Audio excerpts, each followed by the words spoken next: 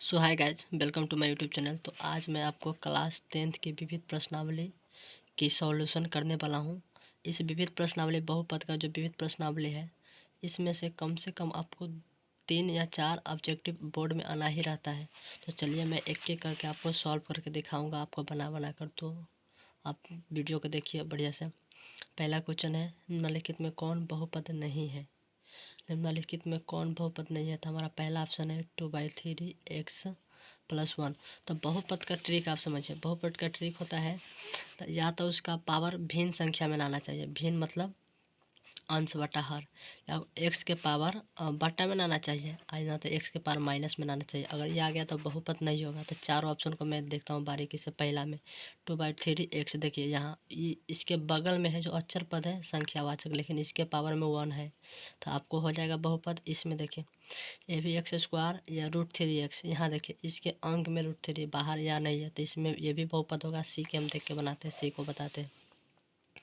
1/x-1, तो बट्टा में जब भी कोई संख्या रहता है तो उसको हम अगर ऊपर ले जाएंगे तो कहाँ चल जाएगा? एक्स के पावर क्या हो जाएगा? -1। ये जो एक्स है अगर ऊपर हम अगर ले जाएंगे तो -1 हो जाएगा। तो आपको कौन संख्या हो जाएगा? अगर -1 होता है तो हम बता दें दिए कि बहुपद कौन हो सकता है? अगर पावर में माइनस आ जाए, अब बट्टा में आ जाए तो बहुपद नहीं हो सकता। तो आपको सी आंसर हो जाएगा। कौन हो जाएगा? सी आंसर हो जाएगा। ये बहुत ज़्यादा पूछा जाता है बहुपद है या नहीं, आप पहचान लीजिए। बहुपद का मतलब अगर पावर में बट्टा में आ जाए तो बहुपद ना होगा। एक्स के पावर हो चर मान का, अक्षर का नहीं, माइनस में पावर आ जाए तो बहुपद नहीं होगा। अगला देखिए दूसरा, यदि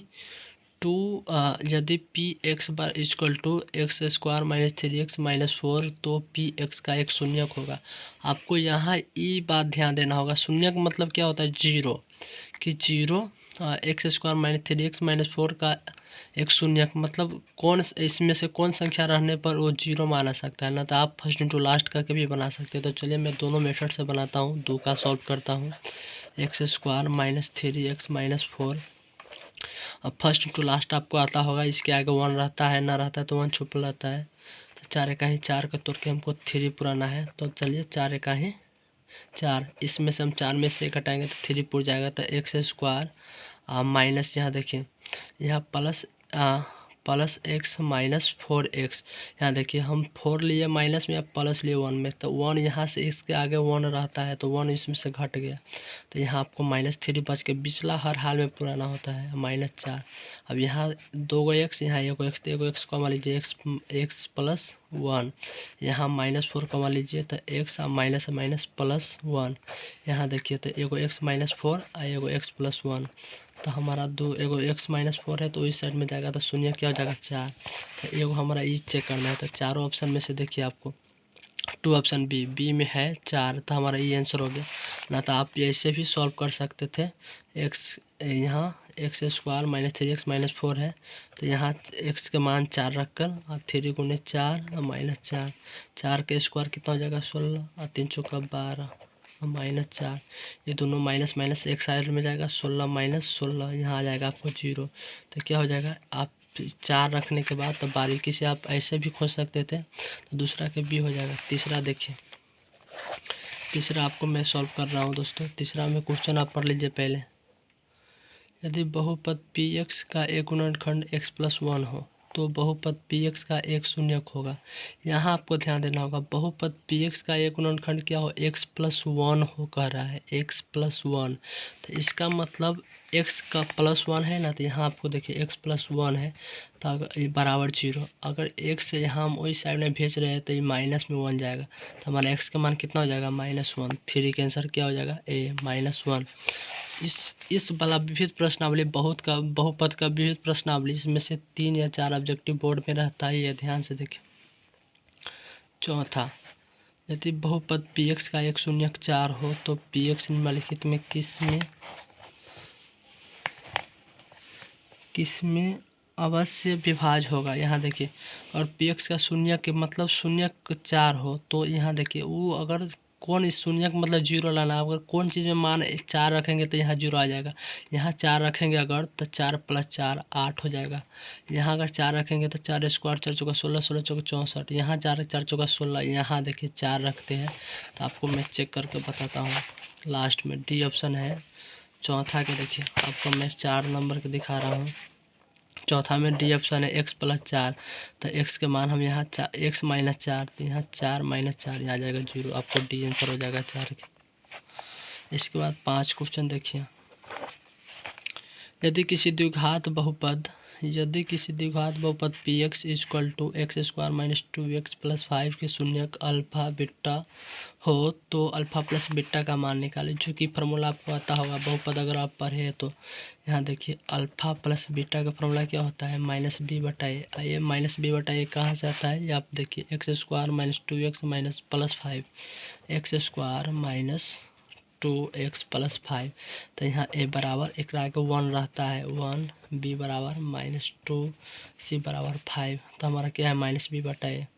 तो b का मान हमारा कितना है b का मान हमारा -2, यहाँ से एक माइनस फार्मूला में होता है, बट्टा में a का मान 1, माइनस माइनस हट जाएगा, आपको कितना हो जाएगा +2 ऑप्शन है कहीं, देखिए यहाँ 5 में, हाँ बी में है, बी आंसर हो जाएगा आपको 5 का, आपको बी आंसर हो जाएगा। इसके बाद छठा क्वेश्चन आपको मैं दिखा रहा हूँ।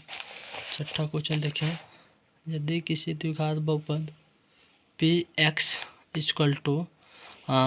2x² + 3x - 4 के शून्यक अल्फा बीटा हो तो अल्फा बीटा के, इसमें मतलब गुणनफल पूछता था। इसमें देखिए आपको 5 में योगफल पूछा है, अल्फा प्लस बीटा में अल्फा इंटू बीटा पूछा है, वही समीकरण। तो अल्फा इंटू बीटा का फॉर्मूला c/a, आपको ध्यान रखना होगा, ये सब c/a होता है। तो यहाँ देखिए समीकरण पहले लिखिए 2x² + 3x - 4, 2x² + 3x - 4, तो हमारा फार्मूला होता है c/a। तो a के मान 2, b के मान 3, c के मान -4, यहाँ देखिए c के मान, b के मान, a के मान। तो आपको हो जाएगा, क्या कर रहे हैं, alpha into beta c/a, c के मान कितना हो जाएगा -4/a, -4/a के मान देखिए -4/a, a के मान 2, अब c के मान -4 काटेगा तो -2, 6 के आंसर -2 है, हाँ सी आंसर हो जाएगा। इसके बाद देखिए आप सातवां क्वेश्चन आप पढ़िए, px 4x³ - 5x² + 3x कितना अल्फा बीटा गामा, तो अल्फा बीटा गामा का मान निकाले।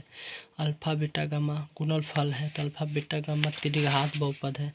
त्रिघात बहुपद के अल्फा बीटा गामा का फार्मूला क्या होता है, d/a। d का मान देखिए, डी का मान कितना है हमारा, डी का मान 7 हो गया, ए के मान हमारा कितना है 4, 7/4, सी आंसर हो जाएगा आपको 7/4, आपको ये 7 नंबर हो गया। इसके बाद मैं आपको 8 नंबर दिखा रहा हूँ, ध्यान से देखिए सिर्फ आप।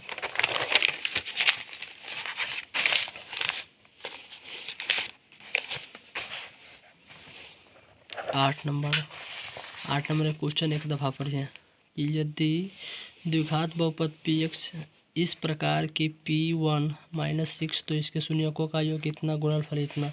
तो आपको px निकालना, 8 में px निकालना है। आपको ये चीज़ दिया गया है, आपको सवाल में दिया गया है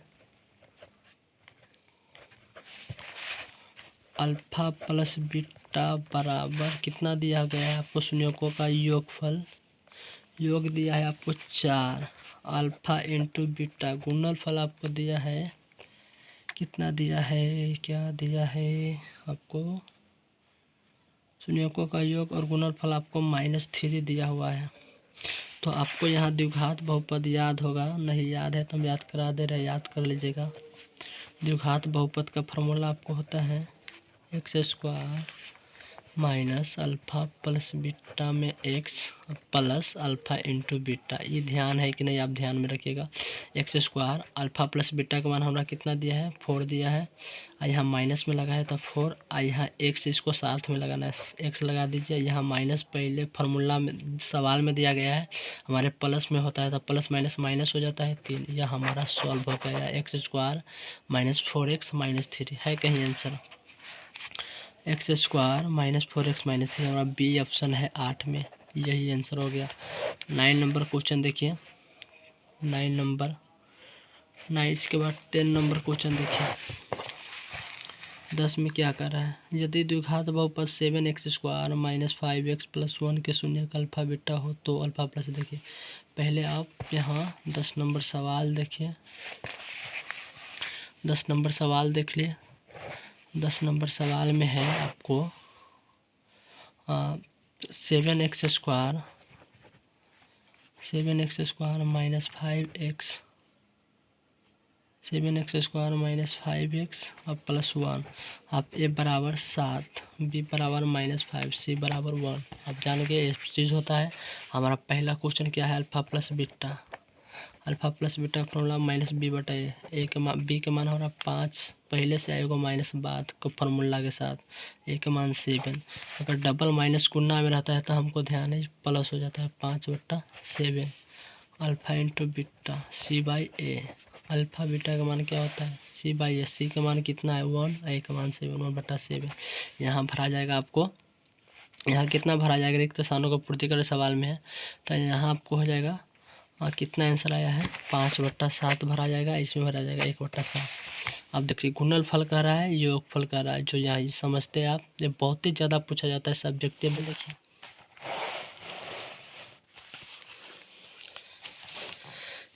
12 में क्वेश्चन है, यदि किसी द्विघात बहुपद इतना इतना का इतना है तो इतना इतना निकालिए। सर बी और सी आपको कहता है निकालने के लिए, आपको समझने लायक है। 12 क्वेश्चन में है, यदि किसी द्विघात बहुपद P x equal to x² plus B x plus C के शून्यक 6 - 2 हो तो बी और सी के मान निकालें। सर देखिए हमारा फार्मूला होता है x² plus B x plus C, हमारा द्विघात बहुपद का रूप है, द्विघात बहुपद का ये रूप है x² plus B x plus C. तो हमारे पास बी सी नहीं है, इसका मान निकालना। ए के मान तो 1 है ही इसमें, तो आपको बी और सी का मान निकालना, वो भी समीकरण से। तो हमारा 2 को शून्य मतलब x के मान 2 को दे चुका है।